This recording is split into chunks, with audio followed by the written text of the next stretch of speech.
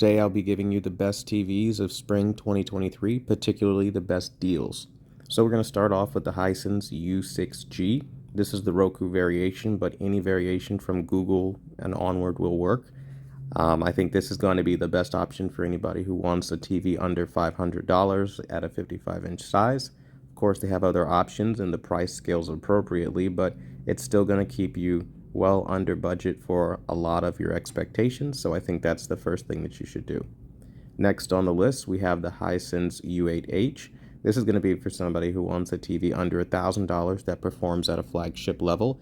Now, the highest you can go with this is a 77-inch, but I think that gives you a lot of movement as far as where you can go in terms of size if you wanted bigger. Personally, I would stop at 65 inches. That is the sweet spot for televisions. So that's just what I'll say there. But if you want an excellent TV, this is one of the top picks. You probably can't do much better as far as LED. That includes if you look at a Sony or Samsung. It really doesn't matter. Next on the list is the Samsung S95B.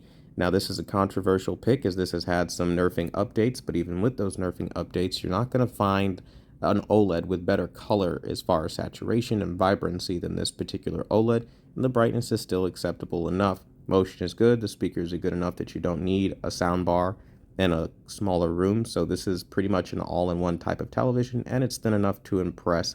So I think this is going to be an excellent decision for somebody who wants a TV under $2,000 or even $1,500, and at the current price point, it's basically a steal. Now, next on the list is the LG G2.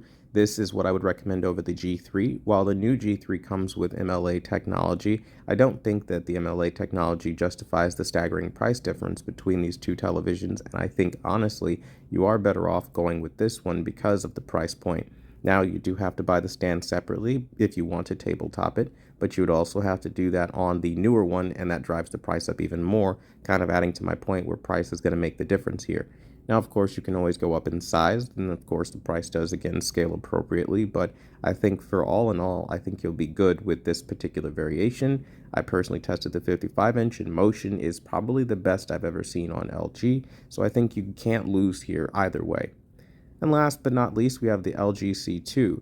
This is an excellent price at $1196. I think you're going to have pretty much all the relevant features of a modern television, solid color, brightness, things like that. Motion is a little bit on the dodgy side compared to the C3, so if you had a little bit more patience, I would wait until later on in the year where it becomes more affordable for the C3.